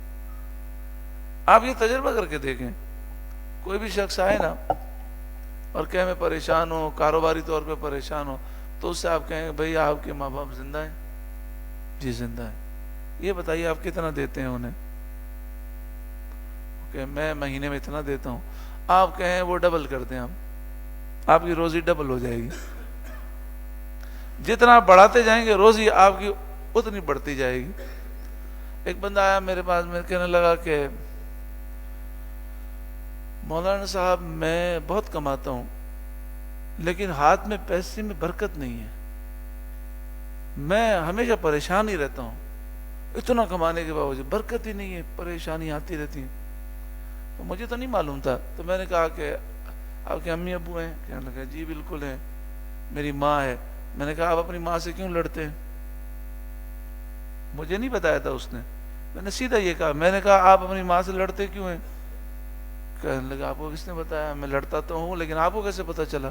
میں نے کہا اس لیے کہ آپ کی جو حالت بتاتی ہے اس کا مطلب یہ کہ ماں باپ آپ سے خوش نہیں ہیں۔ اگر آپ ماں باپ سے لڑیں گے یا گھر میں لڑائی جھگڑا ہوگا تو برکت تو چلی جائے گی۔ تو یہ کیسے ہو سکتا ہے آپ کے ماں باپ خوش ہوں، آپ ماں باپ کی صحیح خدمت کرتے ہو، آپ پریشان کیسے ہو سکتے؟ ہو ہی نہیں سکتے، ہمارے یقین ہے۔ تو اگر ماں باپ کی خدمت میں کوتاہی ہے تو یہ پریشانیاں آنی ہے، تو اللہ کی بارگاہ میں توبہ کریں، ان کی خدمت کریں مگر اللہ کی رضا کے لیے. یہ نہیں کہ ماں باپ تعریف کریں یا رشتہ دار تعریف کریں، یہ نیت نہیں ہو، بلکہ نیت یہ ہو کہ بس میرا رب دیکھ رہا ہے، میرا رب خوش ہو جائے. اور آپ خدمت کر کے دیکھیں پھر کیسا رب عطا فرماتا ہے. وَمَا تُقَدِّمُوا لِأَنفُسِكُم مِّن خَيْرٍ تَجِدُوهُ عِندَ اللَّهِ، اور تم اپنی جانوں کے لیے جو بھلائی آگے بھیجو گے اسے اللہ کے ہاں پاؤ گے، یعنی اس کا صلہ اللہ دے گا. ان اللہ بما تعملون بصیر، بے شک اللہ تمہارے کام دیکھ رہا ہے. وقالوا لن يدخل الجنة الا من كان هودا او نصارا،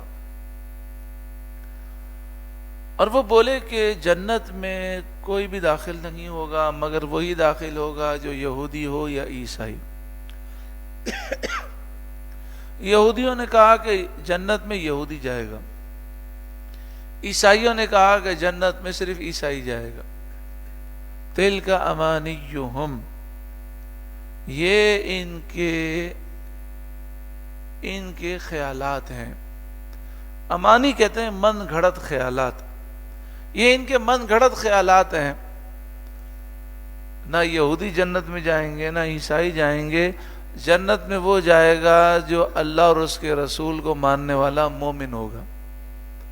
قل اے محبوب آپ فرمائیے، ہاتو برہانکم، لاؤ اپنی دلیل، ان کنتم صادقین، اگر تم سچے ہو. توریت انجیل میں بھی یہ نہیں لکھا کہ یہودی یا عیسائی جنت میں جائیں گے. توریت انجیل میں بھی یہی لکھا ہے کہ جس کا عقیدہ درست ہوگا، جو مومن ہوگا، جو مسلم ہوگا، وہ جنت میں جائے گا. کیونکہ یہودیت اور عیسائیت تو یہ بعد میں انہوں نے بنایا ہے. بلا، ہاں کیوں نہیں، من اسلم وجہہ للہ، جس نے اپنا منہ جھکایا اللہ کے لیے، وہ محسن، اس حال میں کہ وہ نیکوکار ہے، فَلَهُ أَجْرُهُ عِنْدَ رَبِّي، تو اس کا اجر اس کے رب کے پاس ہے. میری بہنیں جو سن رہی ہیں، میں ان سے عرض کر رہا ہوں کہ کبھی کبھی ہماری بہنوں کا قصور نہیں ہوتا، ہماری بیٹیوں کا قصور نہیں ہوتا. وہ اپنے شوہروں کو مس گائیڈ نہیں کرتی، وہ انہیں چڑھاتی نہیں ہیں، لیکن شادی کے بعد وہ بندے کا خود ہی مزاج چینج ہو جاتا ہے.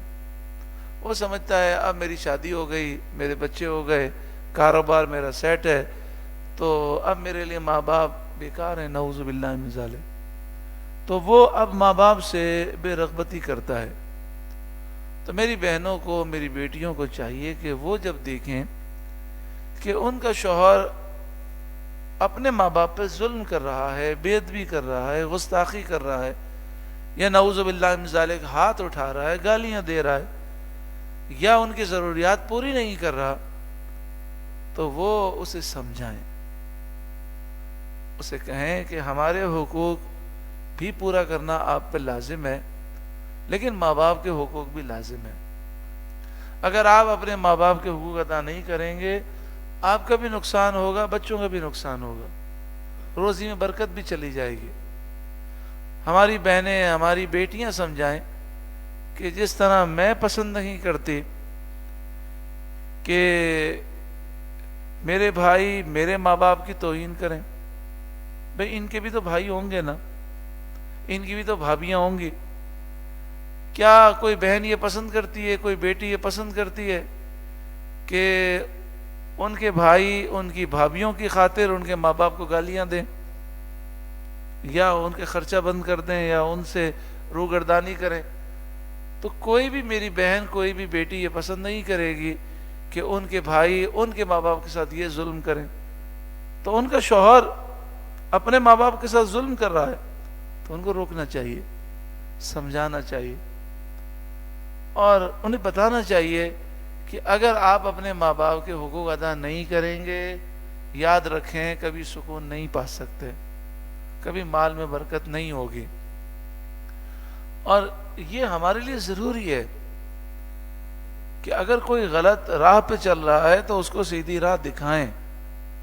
یہ نہیں کہ ہماری بہن ہماری بیٹی خوش ہو جائے, واہ بھائی واہ اچھا ہو گیا, میری ساس کو گالیاں دے رہا ہے, میرے سسر کو میرا شوہر گالیاں دے رہا ہے, میں خوش ہو جاؤں, توبہ استغفر اللہ. پھر نتیجہ کیا ہوتا ہے؟ نتیجہ یہ ہوتا ہے کہ جو اپنے ماں باپ کا حقوق ادا نہیں کرتے تو ایک وقت پر وہ پھر اپنے بیوی کے ساتھ بھی ظلم کرتے ہیں, کیونکہ جیسی دنیا میں کرنی ہے ویسی بھرنی ہے. ہم دوسروں کے ساتھ اچھا کرنا چاہیں گے تو اللہ تعالی ہمارے ساتھ فضل فرمائے گا, کرم ہو جائے گا. تو میری بہنوں سے گزارش ہے, میری بیٹیوں سے گزارش ہے کہ وہ اس پر نظر رکھیں اور اپنے شوہروں کو یہ درس دیں کہ خدا را اپنے ماں باپ کی قدر کریں. میں یہ نہیں چاہتی کہ آپ اپنے ماں باپ کی توہین کریں, میں صرف چاہتی ہوں میرے حقوق ادا کریں. باقی ماں باپ کے جو حقوق ہیں وہ آپ پر لازم ہے, اور جب تک آپ ان کے حقوق ادا نہیں کریں گے ہمارے گھر میں برکت نہیں ہوگی. جو ہماری بہن ہماری بیٹی اس طرح بات کرے گی تو پھر نتیجہ یہ ہوگا کہ پھر ہمارا گھرانہ جنتی گھرانہ ہو جائے گا, پھر ایسی برکتیں ملیں گی.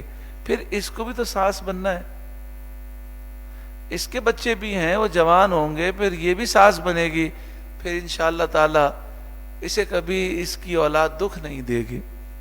پھر وہ دیکھے گی, دنیا حیران ہوگی کہ جب یہ ساس بنے گی, اس کے بچے جوان ہوں گے تو یہ ماں کے قدموں سے وابستہ ہوں گے. لیکن آج اگر اس نے کسی کے ماں باپ پر ظلم کروایا, اپنے ساس سسر پر ظلم کروایا یا ظلم میں مخالفت نہ کی, تو کل یہی کیفیت اس کے ساتھ ہوگی, پھر کتنا دکھ ہوگا اسے. فَلَهُ أَجْرُهُ عِنْدَ رَبِّ, تو اس کا اجر اس کے رب کے پاس ہے. وَلَا خَوْفٌ عَلَيْهِمْ وَلَا هُمْ يَحْزَنُونَ, نہ انہیں کچھ اندیشہ ہوگا اور نہ وہ غمگین ہوں گے. خوف نہیں ہوگا ان پر, جو اللہ کے نیک بندے ہیں ان پر خوف نہیں ہوگا. خوف تو انسان کی فطرت ہے, خوف انسان کی فطرت میں ہے, پھر کیسے نہیں ہوگا؟ بات یہ ہے کہ جب بھی کوئی تکلیف آئے گی ان کی توجہ اللہ کی طرف ہوگی, وہ کہیں گے میں اپنے رب کی رضا پہ راضی ہوں, اور جو تقدیر میں لکھا ہے وہ ہو کر رہنا ہے. اگر آج میری موت لکھی ہے تو آنی ہے, اس میں ڈرنے والی کون سی بات ہے؟ موت کی تیاری کروں. اور اگر نہیں لکھی تو ڈرنے کی کیا بات ہے, کوئی مجھے مار ہی نہیں سکتا. یہ جب ایسی کیفیات پیدا ہوں گی تو پھر بندہ مومن کا ایمان ایسا مضبوط ہوگا, نہ اس پر کوئی خوف ہوگا نہ وہ غمگین ہوگا. اگر کوئی چیز اس کی چلی گئی تو اسے غم نہیں ہوگا, کیونکہ وہ کہے گا دینے والا میرا رب ہے, اسی نے لے لی, اس کی مرضی ہے, میں اس کی رضا پہ راضی ہوں. اسی لیے تو حضور غوث اعظم فرماتے ہیں راحتیں اور کامل راحتیں رب کی رضا میں راضی رہنے میں ہیں. اللہ تعالی عمل کی توفیق عطا فرمائے.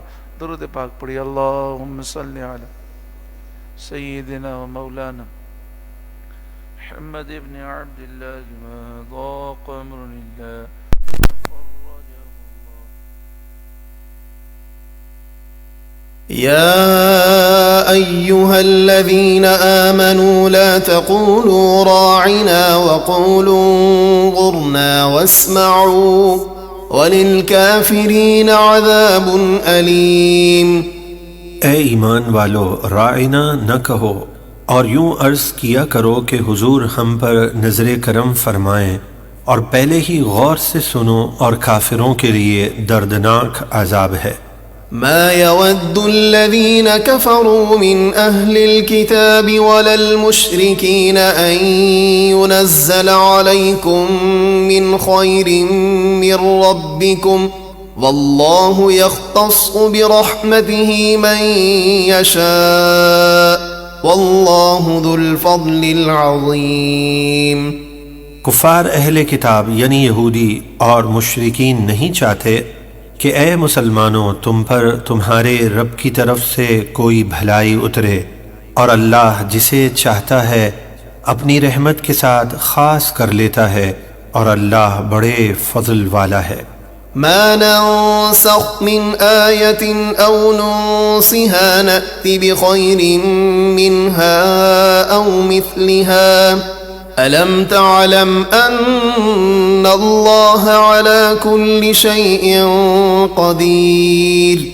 جب ہم کوئی آیت منسوخ کر دیتے ہیں یا دلوں سے بھلا دیتے ہیں تو اس سے بہتر آیت یا اس جیسی دوسری آیت لے آتے ہیں. کیا تجھے خبر نہیں کہ اللہ سب کچھ کر سکتا ہے؟ ألم تعلم أن الله له ملك السماوات والأرض وما لكم من دون الله من ولي ولا نصير. کیا تجھے خبر نہیں کہ آسمانوں اور زمینوں کی بادشاہی اللہ ہی کے لیے ہے اور اللہ کے سوا تمہارا کوئی حقیقی دوست اور مددگار نہیں؟ أم تريدون أن تسألوا رسولكم كما سئل موسى من قبل ومن يتبدل الكفر بالإيمان فقد ضل سواء السبيل. اے یہودیوں، کیا تم اپنے اس رسول سے ویسا ہی سوال کرنا چاہتے ہو جو پہلے موسیٰ سے ہوا تھا، یعنی تم پر بھی قرآن ایک ساتھ ہی مکمل نازل ہو؟ اور جو ایمان کے بدلے کفر اختیار کرے تو بے شک وہ سیدھے راستے سے بھٹک گیا.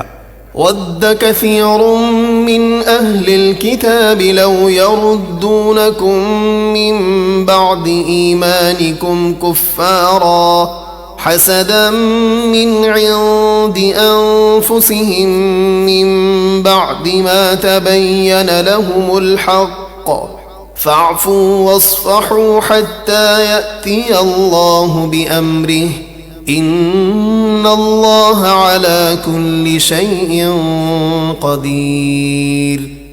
بہت سے اہل کتاب نے حق ظاہر ہو جانے کے باوجود اپنے دلی حسد کی وجہ سے یہ چاہا کہ اے مومنوں، تمہارے ایمان لانے کے بعد وہ پھر سے تمہیں کافر بنا دیں تو تم انہیں چھوڑ دو اور درگزر کرو یہاں تک کہ اللہ اپنا حکم لے آئے.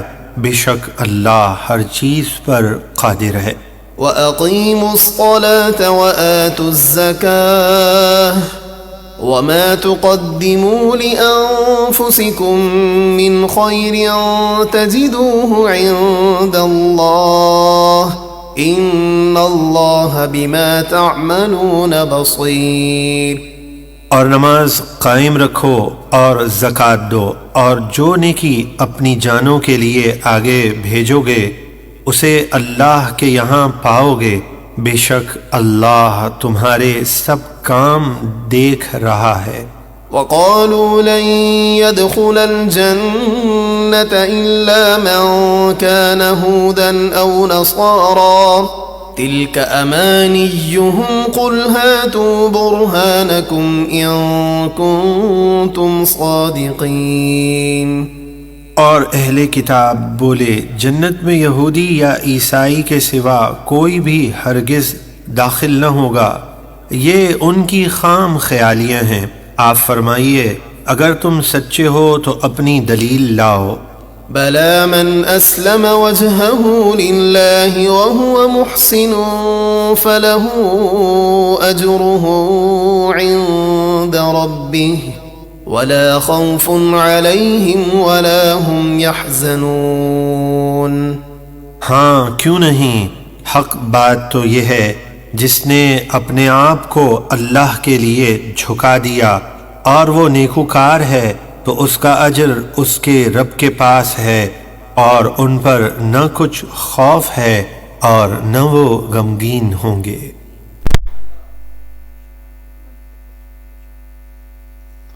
صلی اللہ علیہ وآلہ وسلم. ہمارے محمد اقبال صاحب مرحوم، پچھلے دنوں ان کا وصال ہو گیا. ان کے لیے دعا کریں اللہ تعالیٰ ان کی بخشش و مغفرت فرمائے. ان کی بیٹی اقرا مرحومہ کے لیے بھی دعا کریں، اللہ ان کی بھی بخشش و مغفرت فرمائے. سیدہ نسرین کافی علیل ہیں اور جگر کا کینسر ہے، دعا کریں اللہ انہیں بھی شفا عطا فرمائے۔ ہمارے شایان بھائی کے والد بھی بیمار ہیں، ان کے لیے بھی دعا کریں، اللہ ان کے آپریشن کو کامیاب فرمائے اور انہیں صحت، تندرستی، عافیت اور دراز عمر بالخیر عطا فرمائے۔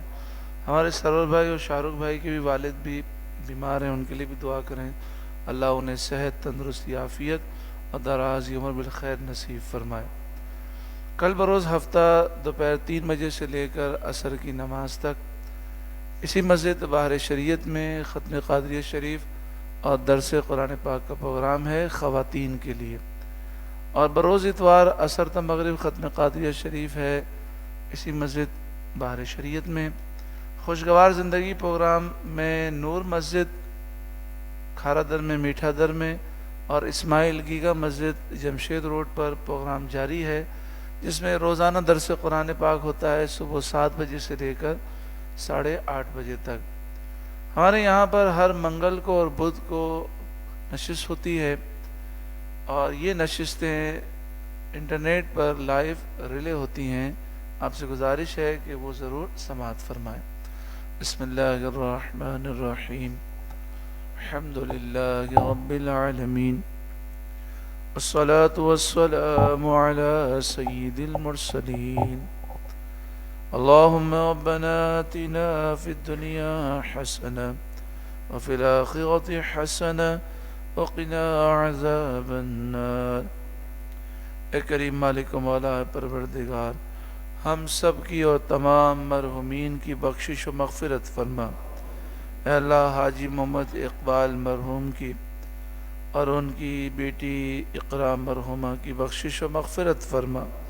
اے اللہ ہمیں، ہمارے والدین کو، ہمارے دوست احباب رشتہ داروں کو، ہمارے گھر والوں کو، ہمارے بال بچوں کو اور تمام مسلمانوں کو یا اللہ صحت، تندرستی، عافیت کے ساتھ دراز عمر بالخیر عطا فرما۔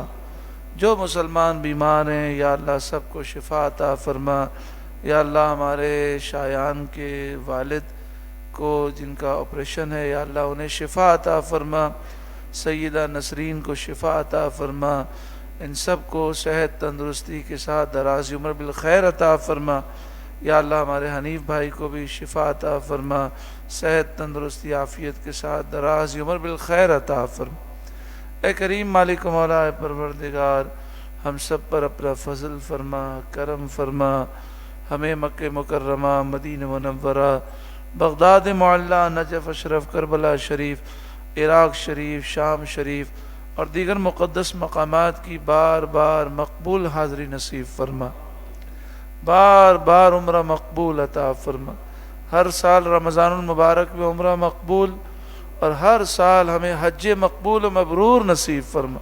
یا اللہ ہماری لبیک کو قبول فرما۔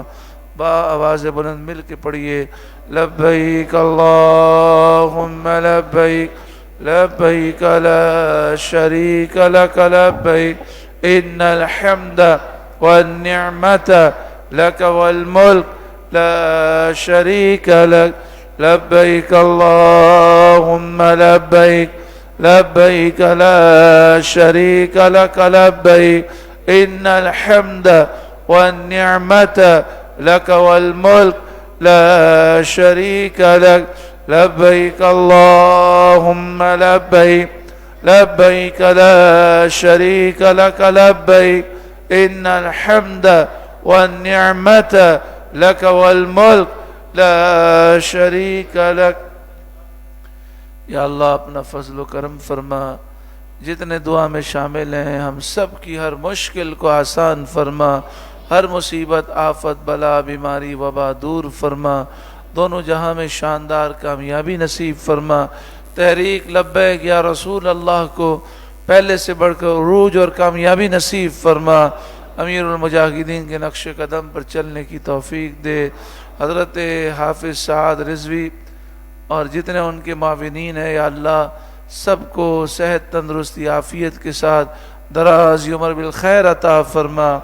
اے کریم مالک و مولا ہمیں سچی توبہ نصیب فرما، ہمارے دل کی گندگیوں کو دور فرما، دنیا اور آخرت میں ہمیں کامیاب فرما۔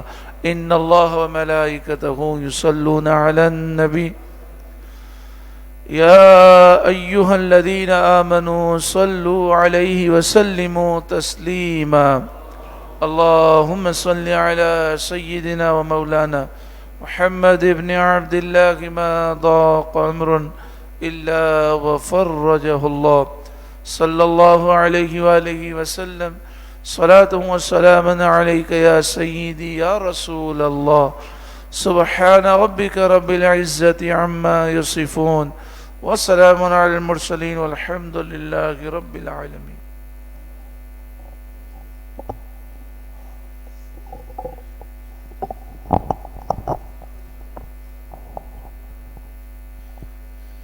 مصطفیٰ جان رحمت پہلا ہو سلام شمع بز میں ہدایت پہلا ہو سلام جس سوہانی گری چمکاتا با کا چاند اس دن افرو سے ساتھ پہلا ہو سلام مصطفیٰ جان رحمت پہلا ہو سلام شمع بز میں ہدایت پہلا ہو سلام غوث اعظم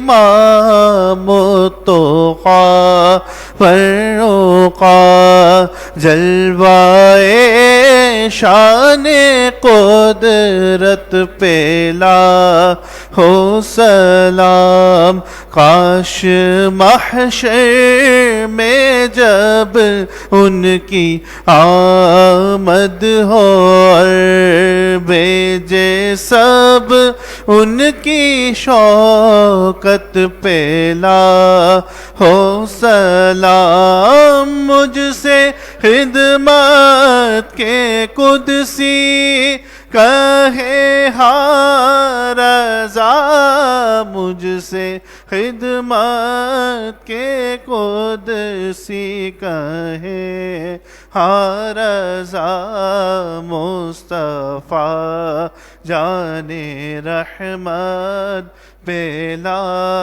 ہو سلام شمع بز میں ہدایت پہلا ہو سلام لبیک لبیک لبیک یا رسول اللہ لبیک لبیک لبیک یا رسول اللہ لبیک لبیک لبیک یا رسول اللہ تاجدار ختم نبوت زندہ باد زندہ باد تاجدار ختم نبوت زندہ باد زندہ باد تاجدار ختم نبوت زندہ باد زندہ باد. اے کریم مالک و مولا درود و سلام کے صدقے میں دونوں جہاں کی خیر عافیت و سلامتی نصیب فرما. یا اللہ ہمارے عبدالجبار بھائی کو بھی صحت تندرستی عافیت اور دراز عمر بالخیر عطا فرما. درود پاک پڑھی. اللہم صلی علی سیدنا و مولانا محمد ابن عبد اللہ ما ضاق عمر الا وفرجہ اللہ صلی اللہ علیہ وآلہ وسلم صلاة و سلاما علیک یا سیدی یا رسول اللہ سبحان ربک رب العزت عما یصفون وسلام علی المرسلین والحمد للہ رب العالمین.